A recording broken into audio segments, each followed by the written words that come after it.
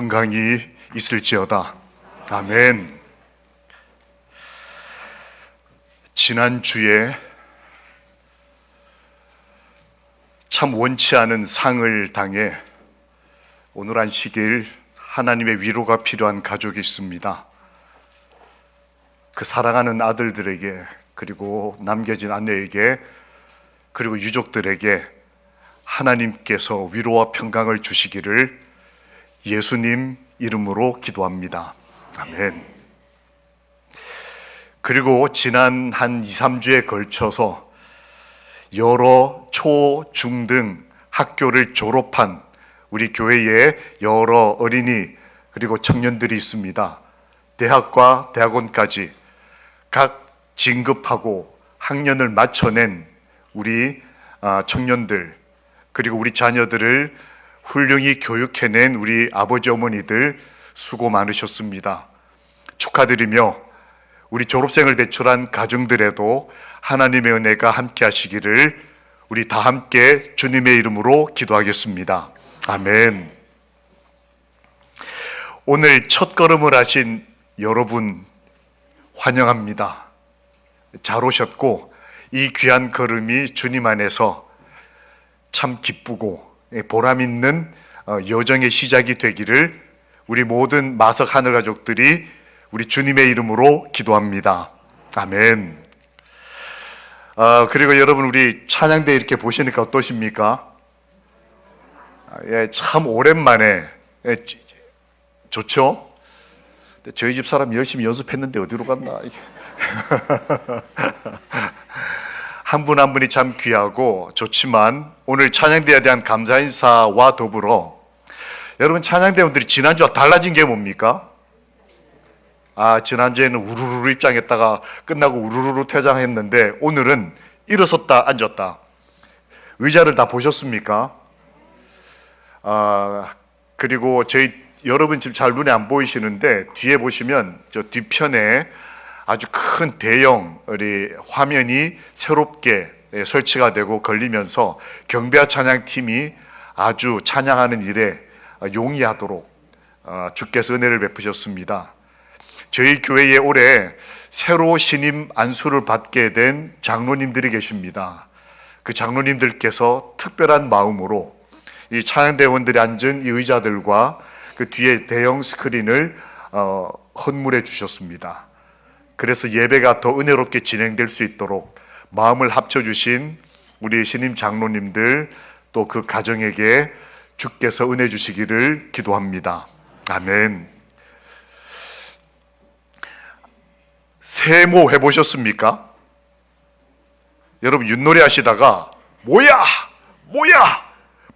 까지 해보셨습니까? 저는 이거 한 번도 해본 적이 없습니다. 오늘 갑자기 왜 세모 얘기를 제가 할까요? 연초 세모가 아니고 모 세 번. 미모, 예모, 지모. 미모라는 말은 여러분 아시죠? 여러분, 이렇게 아름다운 모양을 가진 그런 어떤 인물 혹은 상황 혹은 어떤 천연계를 우리가 천연계 보고 미모 이렇게 얘기하지 않지만, 미모, 아름다운 모습을 미모라고 합니다. 예모, 예절 바른, 예의 바른 모습을 예모라고 불러요. 지모는 사실 한자에는 지모라는 표현이 없습니다. 낯선 표현인데, 제가 학교 다닐 때 한 선생님이 미모와 예모와 지모를 갖춘 사람이 되라 이렇게 가르쳐 주셨어요. 지모는 뭐냐? 우리의 지성이 이렇게 좋은 정보들과 좋은 인포메이션으로 아름답게 성품이 가꾸어지고, 그래서 들어온 게 그러면 나갈 때도 그 사람의 말이 참 지성이 있고, 그 지성이 질서가 있고, 그것이 남에게 선한 감화를 끼쳐주는 사람. 그래서 지모라는 말을 그 선생님이 쓰시더라고요.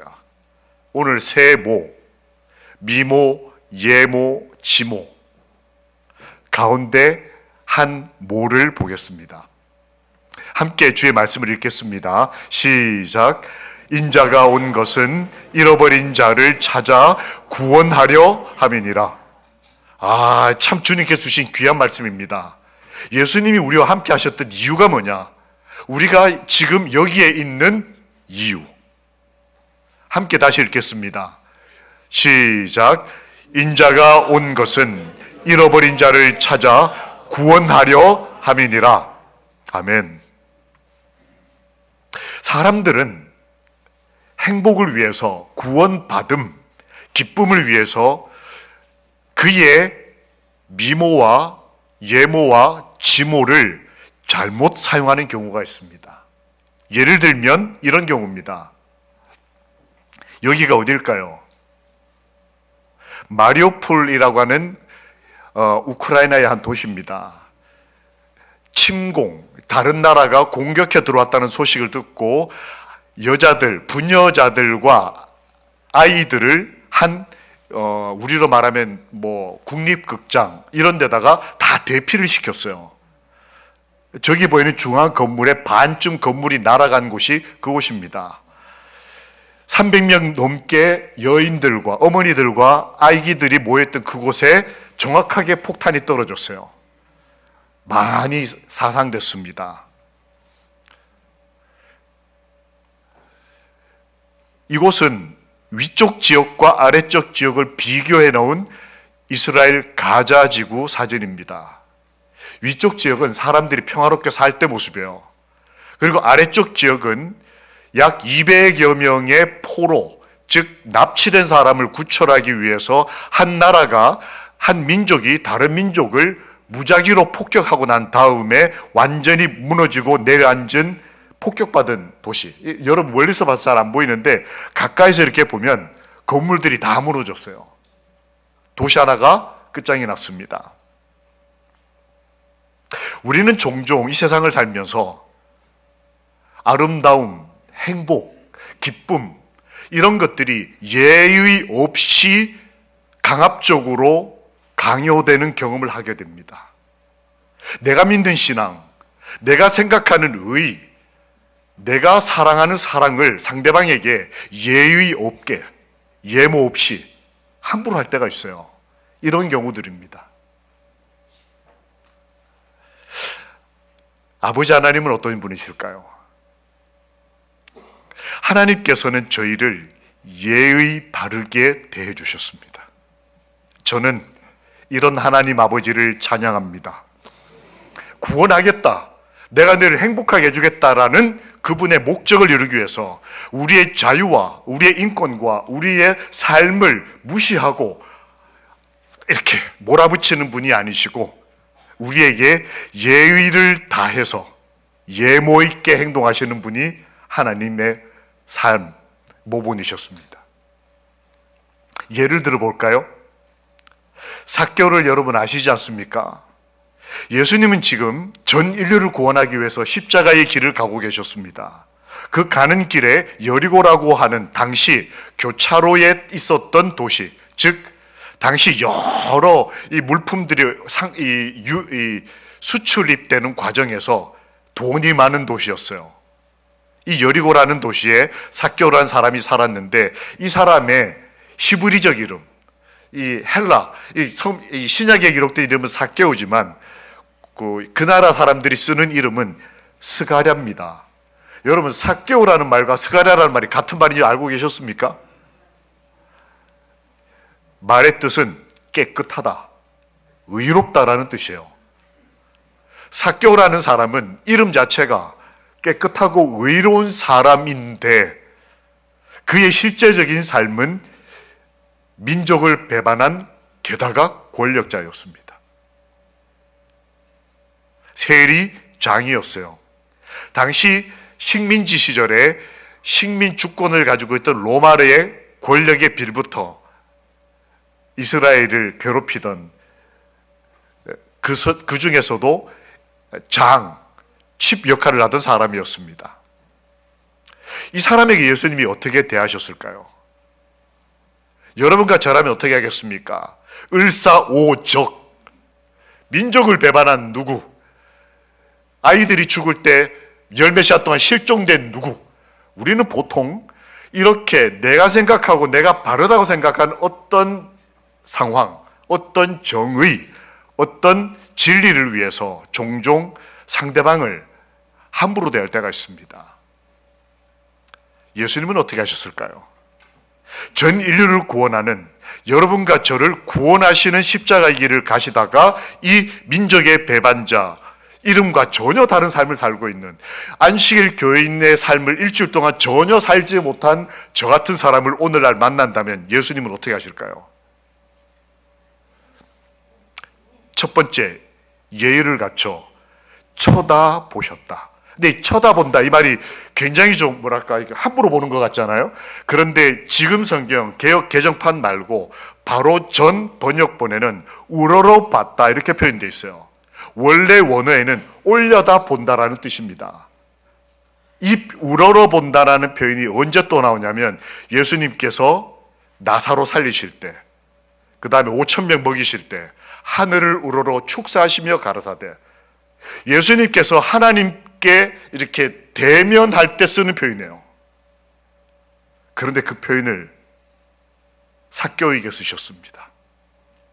예수님은 삭개오를 힐끗 쳐다보시거나 죄인 쳐다보듯이 그렇게 보시거나 아니면 눈도 마주치지 않고 명령하듯이 내려오라고 하지 않으시고 우러러 보시는 분이셨어요. 보통 우리가 생각할 때 눈높이를 맞춘다면 예수님께서 무릎을 꿇는다고 생각을 하는데 어떤 경우에 예수님은 올려다 보실 만큼 예모 있게 행동하셨어요. 그 다음에 삭개오를 만나셨을 때 두 번째 그가 예의 있는 행동을 하신 것은 죄인의 집에 내가 오늘 유하겠다, 너희 집에 들어가겠다는 말씀을 하셨습니다. 당시 그때 사회 분위기는 삭개오야 말만 섞어도 문제가 되는 사회였어요. 게다가 예수님이 지금 유월절을 맞아, 그것도 큰 유월절, 큰 안식일과 유월절이 만나는 그 소중한 일주일을 보내시면서 십자가의 길을 가고 계셨는데 예수님이 지금 사람들이 만나기도 싫어하는, 게다가 그 사람의 집으로 내가 들어가겠다. 야, 우리 예수님 대단히 좋으신, 대단히 예의 바르신, 한 죄인을 대할 때 남들이 다 무시하는, 남들이 다 죄인이라고 말하는 그 사람의 집에 내가 들어가겠다고 말씀하셨어요. 주님은 성전에만 계시는 분이 아니시고 죄인의 마음속에도 오시는, 우리 인생에도 찾아오시는 예의 바르고 우리를 예모 있게 대하시는 아름다운 분이셨습니다. 삭개오에게 그렇게 대하셨어요. 성경은 삭개오를 죄인이라고 불렀습니다. 예수님이 삭개오 집에 가겠다니까 사람들이 수군수군합니다. 뭐라고 그래요? 어떻게 하나님의 아들 메시아라고 하는 분이 죄인의 집에 간다고 그러느냐? 성경에 그렇게 기록이 되어 있어요. 사람들이 볼 때 삭개오의 집은 죄인의 집이었어요. 그런데 주님은 삭개오를 죄인이라고 부르지 않고 잃어버린 자라고 부르셨어요. 아까 그 성경절, 내가 이 땅에 온 것은 잃어버린 자를 찾아 구원하려 합니다. 이 말씀, 이 유명한 말씀을 하신 것이 바로 베드로 앞에서 하신 말씀이 아니고 삭개오를 대상으로 하신 말씀이에요. 잃어버린 자, 이게 무슨 말일까요? 하나님이 잃어버렸으니까 찾는 걸까요? 제일 궁금했어요. 삭개오가 스스로 잃어버린 바 된 걸까? 하나님이 잃어버리신 걸 찾으시는 걸까? 근데 원어에는 이렇게 되어 있습니다. 파괴된 사람. 잃어버렸다면 정상적으로 좀 보이잖아요. 잠깐 뭐 방향을 잃어버렸거나 아니면 하나님이 보실 땐 잃어버렸지만 나는 멀쩡하거나 나는 괜찮아요, 하나님. 근데 실제 이 말은 번역을 잃어버렸다라고 표현했지만 실제 예수님이 하신 말, 그 말은 나는 무너진 사람을 데리러 왔다. 나는 멸망된 사람을 데리러 왔다. 나는 끊어진 사람을 데리러 왔다. 나로부터, 아버지로부터. 그러고도 그런지를 모르는 죄인이라는 말로 주님은 삭개오를 함부로 평가하지 않으시고 그의 현실, 그의 영적 진실성을 정확하게 보시고 그 마음이 너무 힘들고 겉으로는 세리고 세무서 직원이고 돈 많고 부자야라고 표현되어 있어요. 그리고 장이었어요. 출세한 사람이었습니다. 세무서장이었어요. 청장이죠. 뭐 이렇게 되겠죠. 근데 주님께서는 그를 영원히 파괴되고 그 스스로 꼭대기까지 올라가서 나무에 달린 자가 저주받은 자라는 걸 알면서도 올라가서 예수님의 바로 앞날을 마치 예언하듯이 올라가 있는 그 사람을 내가 찾아서 구원하러 왔다.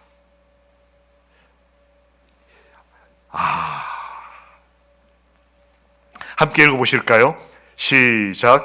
예수께서는 인간의 상냥한 마음, 예의와 애정을 사모하셨다. 예수님이 이 땅에 계실 때 뭐가 사랑하시고 사모하셨던, 뭔가 간절히 바랬던 게 있었다는 거예요. 그게 뭐냐? 상냥한 마음. 딱딱딱딱 부러지고 정확하고 속에 있는 말 다 하고 늘 생각할 대로 행동 다 하고 이런 거 말고 좀 상냥하고 예의 바르고 애정 있는 마음을 주님은 이 땅에 계실 때 사모하셨다. 여러분, 우리가 그리스도인으로 사는 행복은 주님이 이렇게 저희를 대해 주셨다는 걸 경험하고 사는 거예요. 예수님은 이렇게 사모하셨을 뿐만 아니고 이런 마음으로 사셨다.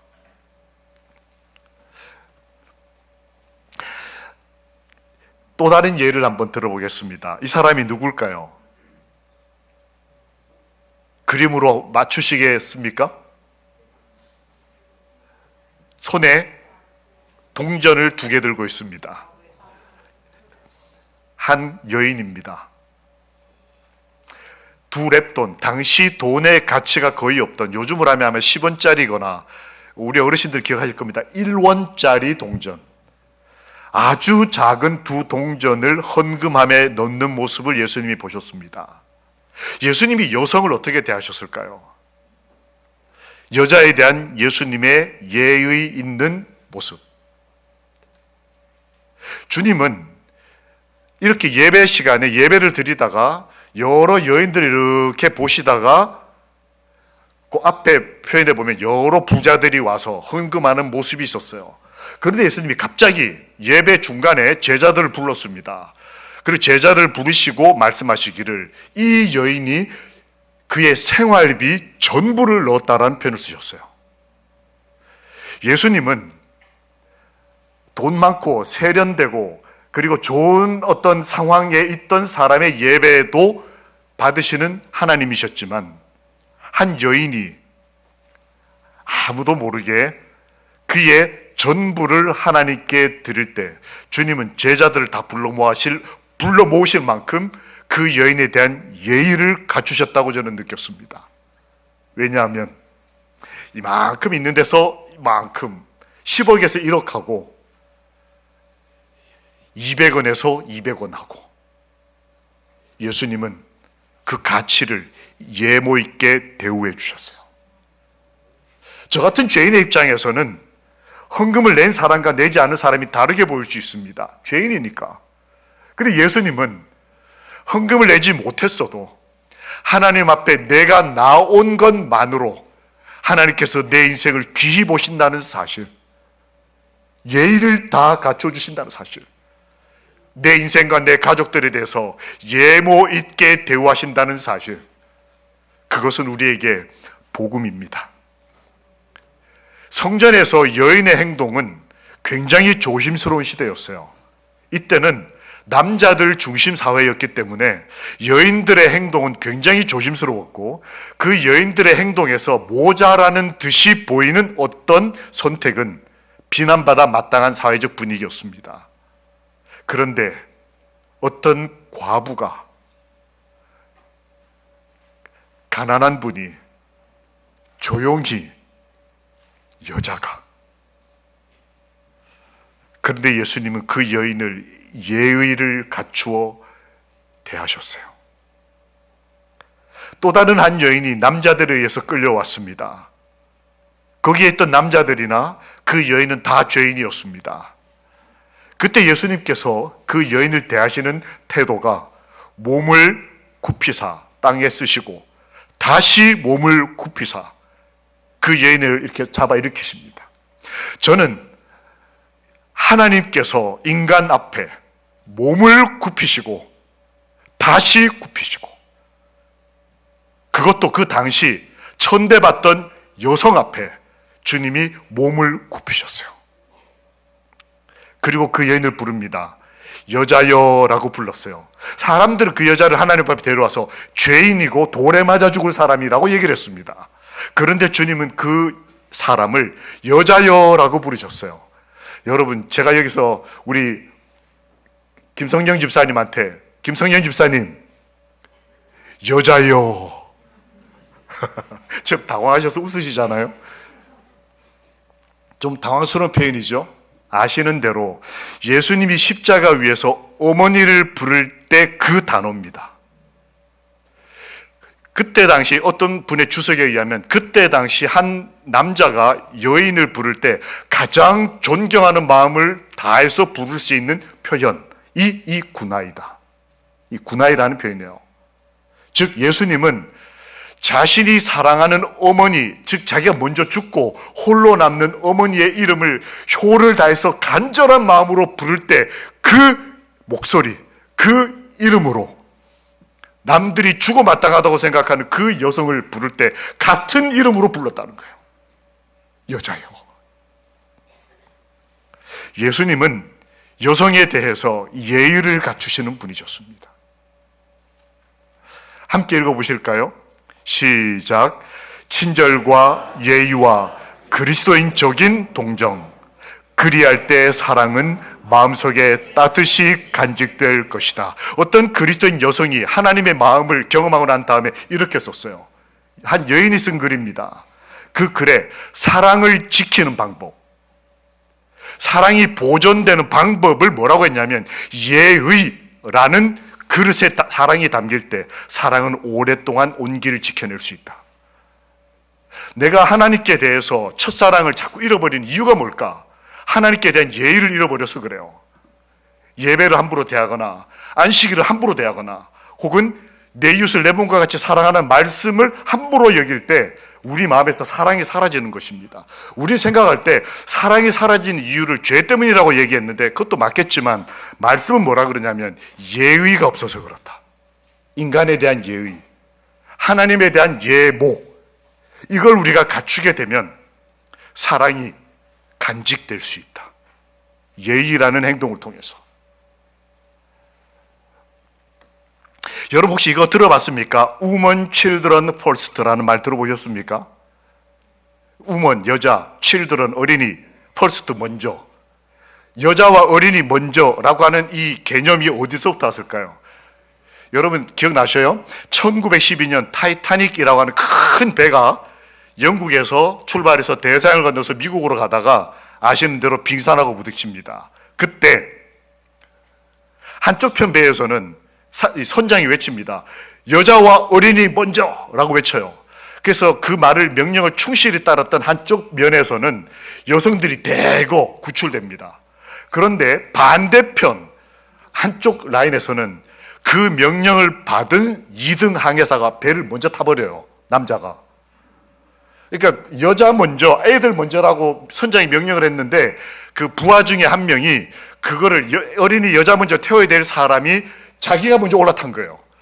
거기서는 구출받은 사람의 80%가 다 남자들이었습니다.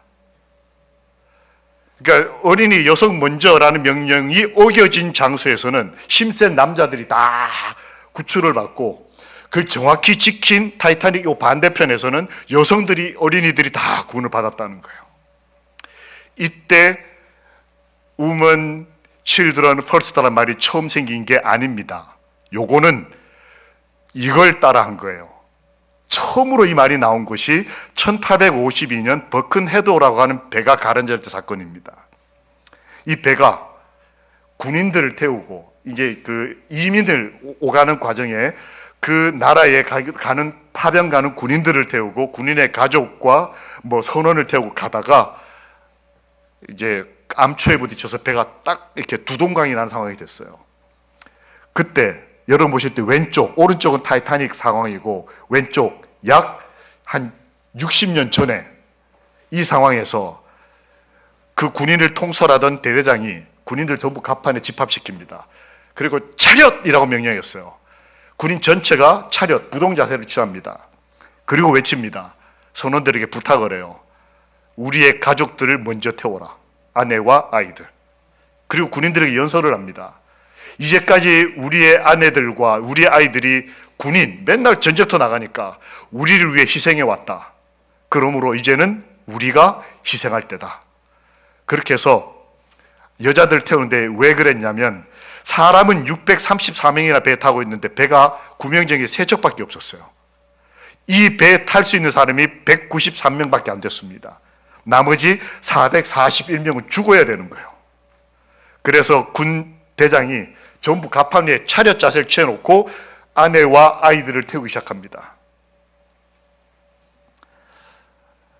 3. 무슨 숫자라고요?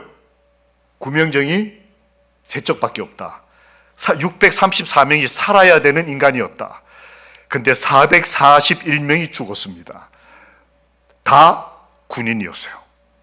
그리고 193명은 그들의 아내와 아이들이었어요. 그때 외쳐진 말, 내 아내와 아이들을 먼저 살려주십시오. 이 정신이 여성을 우리가 요즘 페미니즘 뭐라고 말하고 막 얘기하지 않습니까? 이런 정신이 1852년 전까지는, 아니 타이타닉 시대에도 힘센 남자들에 의해서 언제든지 짓밟히던 시대였다는 거예요. 그런데 이로부터 1850년 전에 무려 예수님께서 남자들에게 둘러싸여 인권이고 뭐고 돌에 맞아 죽을, 아직도 자행되고 있는 그 명예살인, 그 여인들에 대해서 예수님은 예의를 지켜주셨다는 거예요. 누가 봐도 죄인이고 연약한 사람이지만 하나님께서는 그 여인에게도 예모 있게 행동하셨다는 거예요. 그래서 한 글에 이런 글이 있다는 걸 발견했습니다. 그리스도의 생애는 참다운 예의의 실증이시다. 그리스도인이 된다는 게 뭘까요? 사랑을 한다. 좋습니다. 그 사랑이 어떤 방식으로 표현되느냐? 폭력적이고 강압적이고 자기 주관적인 방식이 될 때 아까 전쟁 같은 게 벌어진다는 거예요. 그런데 예수님께서는 우리를 사랑하실 뿐만 아니고 구원하시는 과정과 그 구원을 지켜내시는 과정을 예의라고 하는 예모 있는 모습을 통해서 남들에게 멸시받는 세리도 여성 인권이 지켜지지 않던 그 구석기 시대, 그때의 예수님이 우리 어머니들에게, 내 사랑하는 딸들에게 예의를 갖춰주셨다는 거예요. 우리 하나님은 참 좋으신 분입니다. 그러면 환자들에게는 어떻게 하셨을까요? 특별히 환자 중에 가장 저주받고 사람들이 싫어를 하는 환자, 요즘엔 치매 환자가 그렇다면서요. 이해는 합니다. 저희 어머니도 치매셨으니까. 그게 뭔 말인지 이해가 돼요. 그렇지만 치매 환자들도 인간이고 인권이 있는 거예요. 그런데 이 치매 환자들보다 더 함부로 대함을 받았던 문둥병 환자. 근데 예수님은 그에게 어떻게 예의를 갖추셨느냐? 그가 왔을 때에 눈도 안 맞아보고 1분 만에 빨리빨리 이게 진료해야 되니까, 그래서 오늘 한 30명, 40명을 해야 되니까 눈도 안 보고 어떤 하나도 잘 얘기도 안 듣고 그냥 약 처방 탁, 그러지 않으셨어요.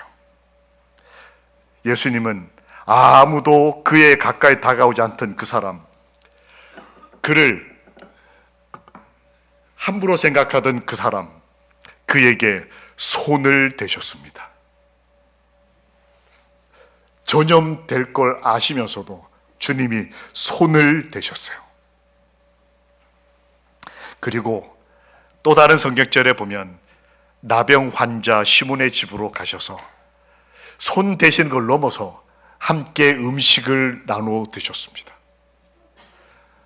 시몬이, 여러분 아시지 않습니까? 초청합니다. 예수님의 십자가를 앞두고 주님, 제가 주님의 식사를 함께 모시겠습니다 했을 때 그가 나병 환자라고 하는 것을, 또 그의 집에 모든 벽에, 책에, 그가 먹었던 밥그릇에, 숟가락에 부정한 것들이 묻어 있을 것을 레위기서에 의하면 부정하다, 부정하다, 버리고 태워버려야 될 그 집에 주님이 들어가셔서 손을 대신 걸 넘어서 함께 식사를 하셨습니다. 그리스도는 예의를 지키셨고 당신을 핍박하는 자에게까지라도 그러하셨다. 그리스도는 사람이 죄인이라고 멸시하는 사람, 당시 사람 취급받지 못하던 여성들과 약자들, 그리고 환자들에 이르기까지, 신의 저주를 받아 걸린 병에 걸린 사람에 이르기까지 예의를 갖추어서 사랑을 지키셨다는 겁니다. 그러면 우리는 어떻게 살면 좋겠습니까? 영감의 글은 그리스도인적 예의라는 말을 썼어요. 흔히 말하는 예의 범절을 말하는 것이 아니고 사랑의 동기로부터 시작된 그리스도인적 예의를 말씀하시면서 그것은 성령의 열매이다. 그래서 우리의 행동이 예수님을 사랑할수록, 예수님이 나를 예의 있게 대하신 것을 경험할수록 나도 누군가에게 예모 있게, 예의 바르게 말 한마디라도 그를 존중하는 마음으로, 행동 거지 하나 내가 예배 시간 이동을 하면 다른 사람들이 예배를 어떻게 방해받지 않을까라는 마음까지 신경 써가면서 그렇게 살아가는 것이 예모 있는 그리스도인.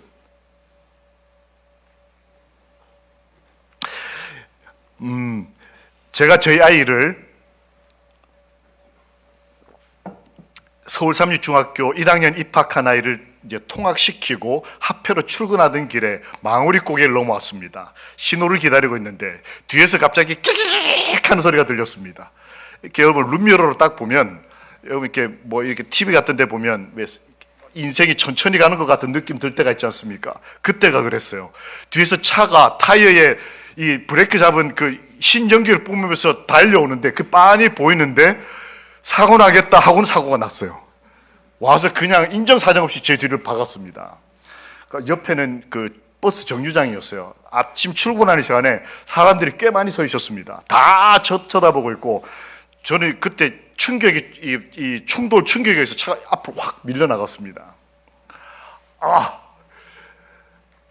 근데 뒤에서 안 내리시는 거예요. 그래서 제가 어쩔 수 없이 먼저 내렸습니다. 빨리 출근도 해야 되고, 쳐다보는 사람 너무 많고, 이렇게 내려서 사모님 했더니, 사모님, 당신 왜 길 한가운데 차를 세우냐고. 그분의 첫 마디였어요. 저는 지금 신호를 지키고 있는 건데, 왜 길 그러면 신호 기다리면 길 한가운데 차가 서야 되는 거 아니겠습니까? 제가 어버 했어요. 너무 당연한 상황을 이렇게 말씀하시니까 뭘 어떻게 될지를 몰라서 이렇게 하니까 경찰서 가자는 겁니다. 어쨌든 경찰서를 갔습니다. 사모님, 이거 경찰서 가시면 100% 과실이시니까 가면 문제가 커질 겁니다. 그러니까 여기서 그냥 보험 처리하시죠. 보는 사람도 많고 저도 창피해 죽겠고, 하여튼 빨리 해결하시죠. 그랬더니 이분이 난 잘못한 거 없다는 거예요. 진짜 예의 없는 사람, 참 대책이 없었습니다. 그냥 바락바락 하셨어요. 저는 그리스도인이지 않습니까? 그래서 제가 또 모란교회 앞이었어요. 금남교회, 모란이란다. 금남교회. 금남교회 버스 정류장 앞이었어요. 교회 십자가는 크게 보이고, 그래서 제가 예의를 갖춰서 안 되겠습니다. 경찰 갔습니다. 갔는데 계속 이제 경찰관이 와가지고 장난감 차 3개를 갖다 놓고, 저는 그렇게 현장 조사하는 거 처음 봤습니다.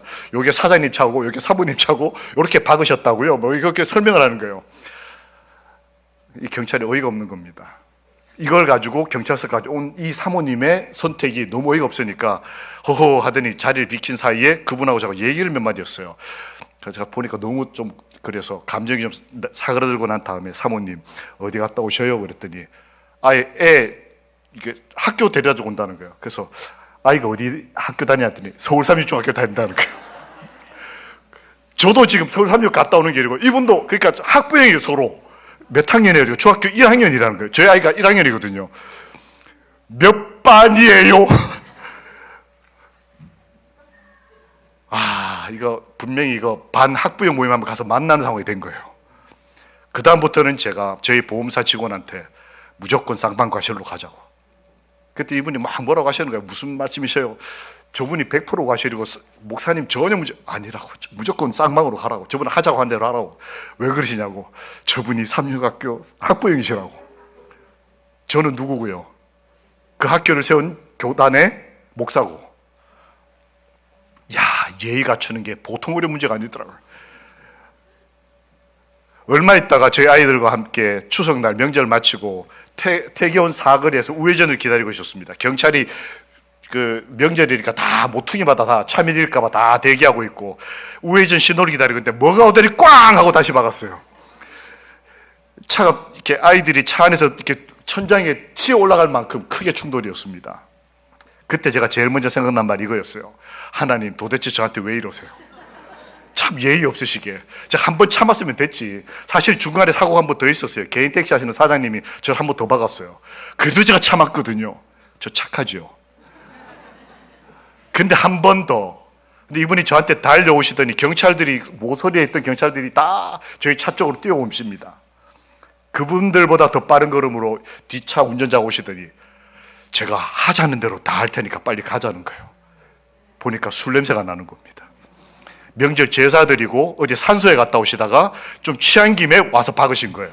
이분 입장에서는 경찰들이 오면 정말 곤란해지니까 하자는 대로 다 해줄 테니까 빨리 가자는 거예요. 그리고 가고 난 다음에 모든 게 해결되고 차 할부금까지 다 보상비로 다 해결이 됐습니다. 그 사람이 다 해결해 줬어요. 그게 얼마 전에 폐차한 제 아반떼였습니다. 그 차를 13년 타면서 많은 교회에 가서 전도회를 하고 아이들을 등교시키고 방문을 가고 병원을 가고 장례식장을 찾고 수많은 영혼들에게 침례를 베풀었습니다. 만약 그 순간에 하나님께 대해서 예의 없이 제가 발언하고 사람들에게 예무 없게 제가 태도를 취하고 그랬다면 어떻게 됐을까? 하나님께서 저희에게 예의 없이 행동하는 것처럼 느껴질 때가 있어요. 사고를 당할 때, 가족이 아플 때, 때로는 하는 일이 잘 되지 않을 때 하나님이 왜 이러실까? 그런데 우리 아버지는 저희를 인간의 법조차도 권리장전 1800년대 만들었지 않습니까? 인권이라는 말이 지금 우리가 생각하면 당연한 말처럼 보이지만 불과 200년, 300년 전만 해도 그런 말 자체가 없었어요. 그런데 예수님은 수천 년 전부터 우리에게 인격적으로 대해주시고 예의를 갖춰주시고 예모 있게 행동하시는 하나님이셨습니다. 이유가 뭐였냐고요? 잃어버린 자, 파괴되고 망가지고 희망 없고 앞날을 어떻게 살아야 될지 기후조차도 내 마음대로 하지 못하는 이런 인간들을 찾아서 구원하시기 위하여 주님은 우리에게 오셨고 그 사랑을 우리에게 표현하실 때 예의를 갖춰서 예모 있게 말씀하시고 표현하시고 우리 인생의 사랑을 식지 않도록 담아주셨습니다. 그때의 우리는, 하나님을 사랑하고 있는 우리는 가장 성숙한 예의를 갖추어 영원한 구원을 찬양하기 위하여 하나님과 어린 양께 영광을 돌리게 될 것이다. 여러분, 우리 아버지는 저희를 예의를 갖춰서 예모 있게 대해주시는 아름다운 분이십니다. 우리도 하나님께 대하여, 우리 이웃들에 대하여 예의를 갖추고 예모 있게 삶을 살아감으로 그 예모 안에 하나님의 사랑을 따뜻하게 지켜내시는, 그래서 주님 오실 때 하나님께 예의를 갖춰 영광 돌리는 우리 모든 하늘 가족들이 되시기를 우리 주님 예수 그리스도의 이름으로 기도합니다. 아멘. 주께서 저희를 이렇게 대해 주시는 것이 얼마나 좋은지 주님을 다 함께 감사하는 마음으로 찬양하겠습니다. 일어나셔서 한